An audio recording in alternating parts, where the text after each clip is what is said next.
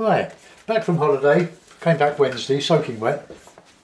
We were in the Watergate Bay area of North Cornwall, and I took a load of photographs, and I did this line drive real backing before I went. I just guessed it. This is looking the other way, these photographs, you see that? Looking towards Newquay and West Pentire. Lots of rock falls over the years from these friable sort of cliffs here. Another one, when the tide's out, it's a massive sandy beach, absolutely gorgeous, with all sorts of activities, surfing schools. The European Surfing Championships are held over that, that's Newquay, and Fistral Beach is the other side of that, then looking on forward on towards the Western Land's End. It's a great area for holiday. There's lots of windsurfing, well, the kites take the ladies and gentlemen who fly them. I don't know what they call it. They've got surfboards attached to their feet, as it would seem, and dragged along by the wind with these fabulous kites. I do a bit of fishing there. I didn't do any drawing or painting. We were with family and it wasn't right, so I thought I'd just have a 2-week break. I did this drawing, as I said, before I went, so I'm just going to do a wash over it now. The usual colours, the ones that I use: lemon yellow, raw sienna, alizarin crimson, light red, ultramarine, burnt umber, Payne's grey and burnt sienna. I'm going to use predominantly burnt umber for the beach, fairly light, maybe with a bit of raw sienna mixed in with it. The sun is coming round from here behind where I'm sitting, and it sets over the horizon in the west. And from where we were camping in our trailer, we got some wonderful sunsets. We had a lot of rain as well, so there's a lot of moisture in the sky, and we got the tail end of the hurricane that came across the Atlantic and caused a bit of mayhem with the weather. So I'll wet the paper all over. This is only a sort of a guessed made up landscape of this area. I couldn't show all the rock because it's just too many.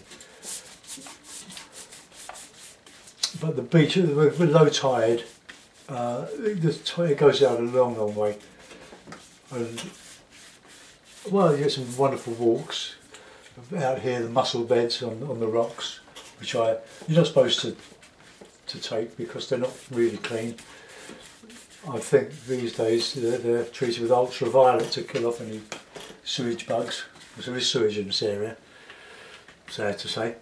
Right, we'll put in a bit of a raw sienna and alizarin. Oh, a bit of light red as well. Let's get some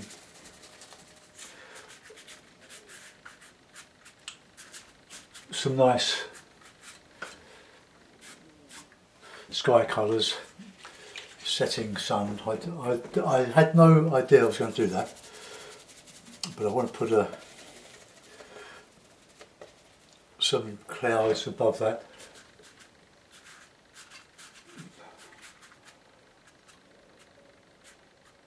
Absolutely glorious place, and every sky that I've ever painted went over. These just the night clouds. Okay, let that dry. Just try to remember some of the sunsets we had. It was quite awesome to see, just for the taking. So I did photograph, but I only use my phone, my Nokia phone camera, or this the camera I'm using to shoot all these videos, the Canon camcorder. So some of the photos are a bit overexposed, but it doesn't matter. I make them up anyway. I'm just doing an impression of what was there. So let's put in a bit of a beach. So burnt umber and a bit of raw sienna.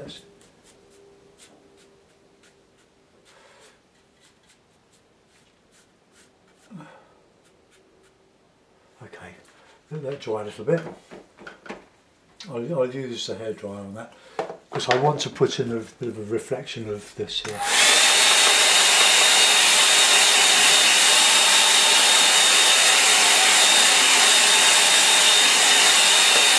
I went a bit wrong there, but being the Fabriano, quite smooth, well, relatively smooth. I was having a bit of trouble dry brushing across the surface of it. I prefer the Bockingford rougher paper for that. But this is Fabriano, comes in blocks of 100 sheets, 15 inches by 11, very economical, very good to use for wet. Right, let's put in the bit of this.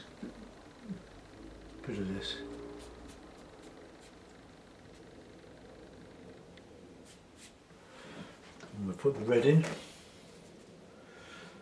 just to show the reflection in the wet sand. And I'll use some ultramarine and raw sienna for the greeny blue sea.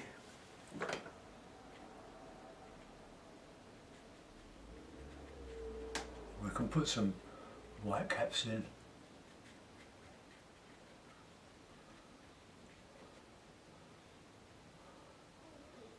Show the surf.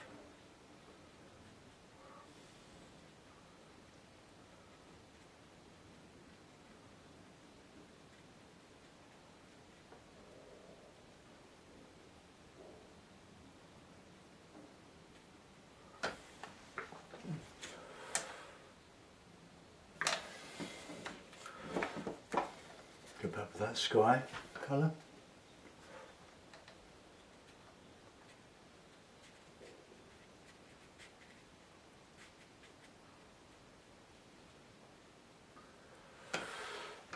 Alright, I might strengthen that up in a moment, but just want that wet there, and we can show some of this reflection in here.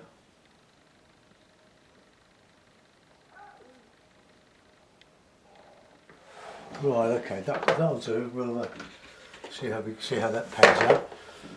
Now I want to put in the colours here, so a bit of a mix of sky colours there. I want blue in here, or bluish.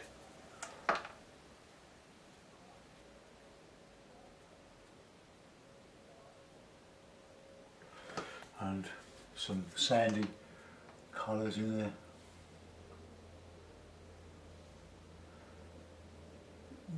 There is grass on these cliffs. We walk along the Cornwall coastal path. Now I want a bit of shadow in here. I've done it with ink here and there to show the other side of this cliff here. So I want the leading edge of it light, and I want this in there dark. Very little detail over here, but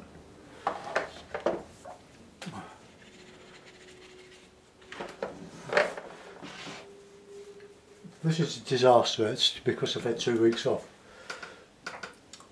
You lose your touch.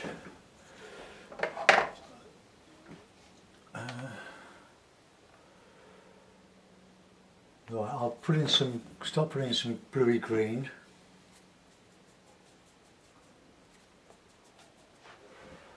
Let's just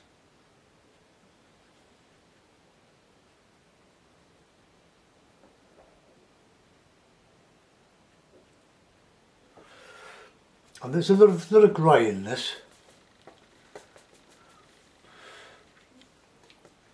It's like ironstone, shale.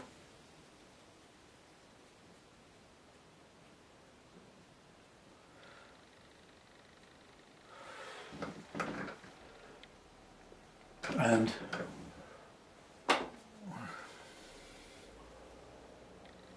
there. Now we have a richer green. Just showing on the top here.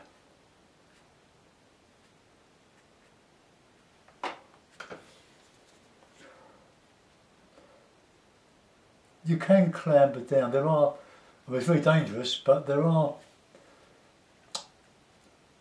one or two footpaths. But over the years, with a lot of rain, the cliff has slid away and eroded some of these nice paths.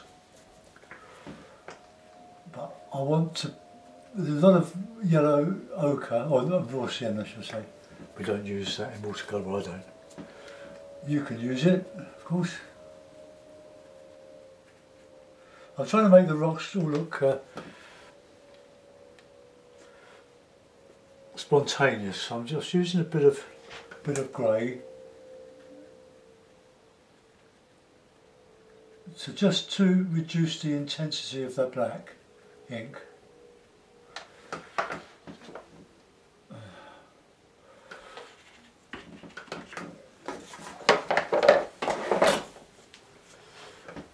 Right, let's put in some bits of grey on here, leaving the ink to show. I'll get some sienna in there.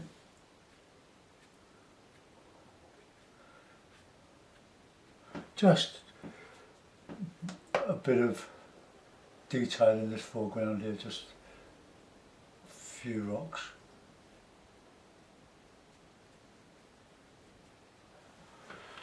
That'll do. We can.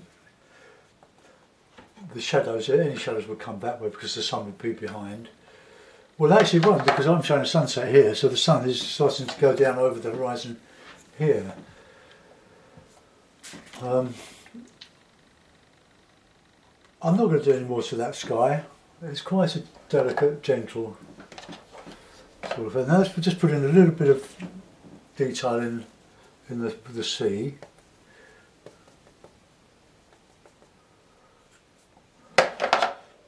This is my other hake. Sort of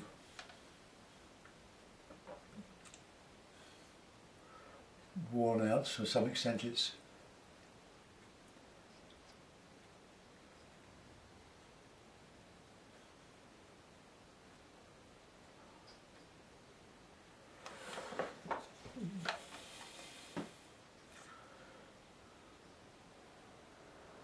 I'm not copying anything, I'm just showing the darker bits of it in front of the waves, but I don't think I'm making such a good job of that.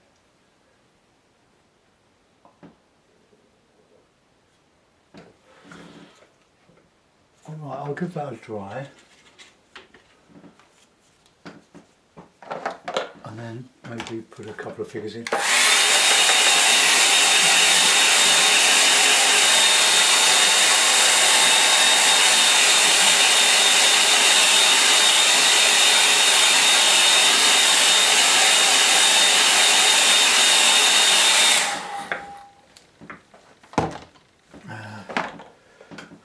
Rigger.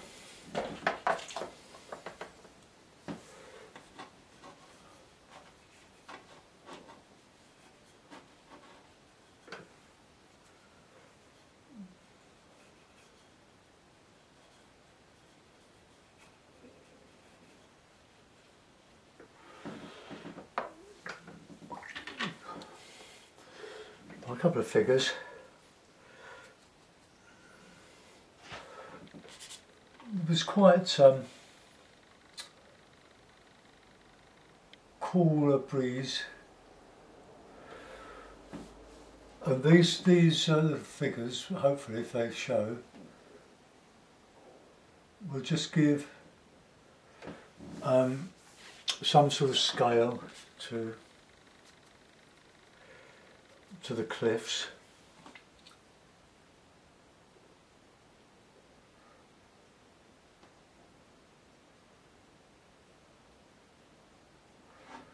There used to be a lady living here in the above the waterline, of course, She would leave during the low tide and come back as the tide was coming in. And she lived in a sort of shack, just a made shack. She doesn't seem to be there now.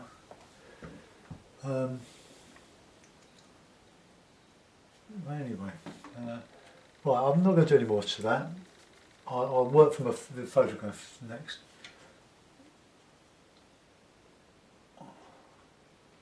I'll put it in a mount, and we can see if there's anything going for it.